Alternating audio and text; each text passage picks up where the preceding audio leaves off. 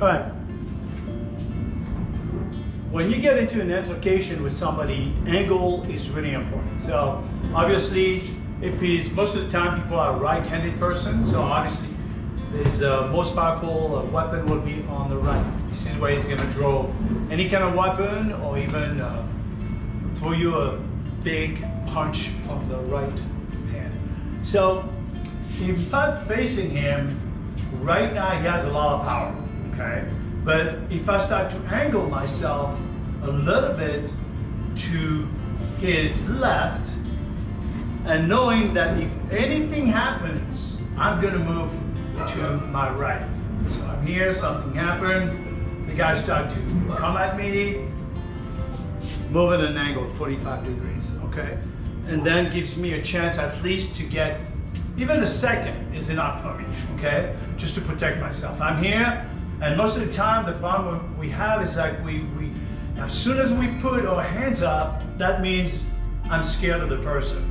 And that gives him a signal like, oh, we're gonna get into a fist fight or maybe a knife or whatever, but he knows our attention, which means now I'm in a defensive state. So most of the time, we keep our hand down because we wanna make sure that this guy doesn't know that we are scared, but we are scared. And most of the time, you know, if you don't train every day, you're gonna freeze, and that's normal. Okay? Even if you try to use the techniques breathing, it's not working. See? The thing is, you have to use tactics, and martial art tactics, self-defense is so important. A lot of people, you know, they try to show you a bunch of techniques, which is great, you know, but how are you gonna remember these techniques when something happens like this, you know? I'm in the street, I'm walking, and the guy's like, hey man, why not? And then boom, he starts to stab me. Do I gonna remember? What should I do? Now he has to be a reflex. So the truth about self-defense is you need to use tactics, which means that we have to prepare ourselves 3 steps before something happens to us. So watch this. I'm walking, and I can tell, you know, the guy is getting into my circle, and I don't like it. So what I gotta do is, this is where we're gonna choose our angle, okay? You can move a little bit away from him, you know, which is good. It gives you a couple seconds before if he starts to stab you or draw a gun. And again, this is where you have to look at your environment and use what's around you. So example, if there's a big tree here, I'm gonna put the tree between him and me, right? If there's a car, instead of keep going on a straight line, I'm gonna be maybe turning around, boom, you know, and switch direction. Okay. All these are really important, but you have to do that 3 steps ahead. Okay, you have to be 3 steps ahead. So it's like flying. When we have an issue, we don't want to be. We have to be 7 steps ahead of a helicopter. Okay, and that's so important because if something happens, it happens extremely fast. Same thing for self-defense. A lot of people, you know, they freeze if somebody comes into their home, right? They hear something and then they realize there's somebody coming into the home, and they never learn tactics. The only thing they learn is, okay, this is, you gotta call 911. But right now, 911 is not working. We all know that. How long would it take for 911 to come? You know, maybe 5 minutes. 5 minutes is a long time, you know. Maybe you're not gonna be able to survive for 5 minutes. So, use the tactics. I do a lot of course on how to defend your home and to camouflage yourself also. Like example, at your home, at your house, if you are inside a bedroom, okay, you're sleeping in your bedroom, and then suddenly you see the light just shine, you know, on the outside, and you see people coming in. Your room is dark. The hallway should be lit. Even if it's not, if your room is dark, you're gonna see the silhouette, which is perfect for you. So the person is not gonna be able to see inside your bedroom because it's pitch black, and that's so important.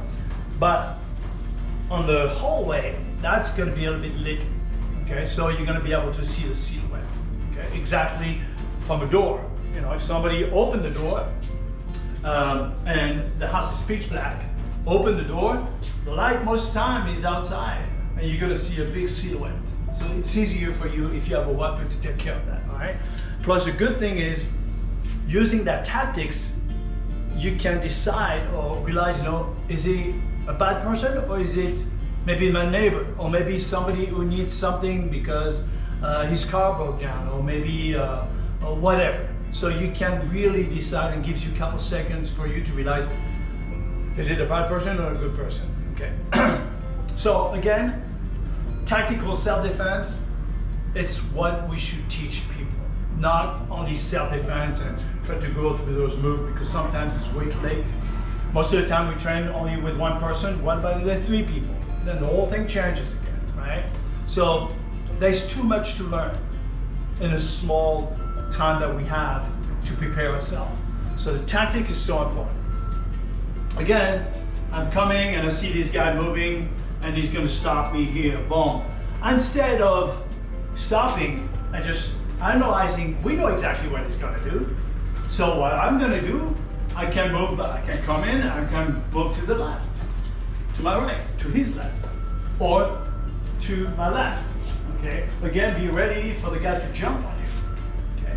So you have a lot of things around you that can help you out. Most of the time, in the street, you have the terrain is not perfect, so you can use that. If you're in great shape, you can't take off. Maybe you run faster than the guy, especially if the guy is pretty fat. In terms of strength, as soon as a person grabs you, and most of the time, the guy is going to grab your clothes, stab you, or punch you. That's going to be different. Most of the time, we train to block punches, just normal punches. So you're here, okay, block a punch, boom, boom, and we are like, oh, perfect. But in a street fight, it's different, okay? Street fight, is going to start with a punch, and then suddenly he's going to draw a knife, boom, and he's going to start to stab you.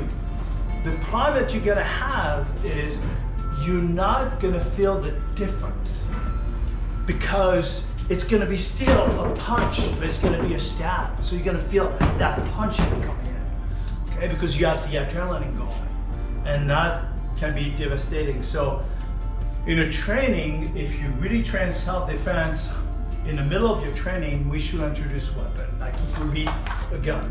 That's going to be different, if it's a gun or if it's a knife. Okay? And that's why we're going to use different tactics.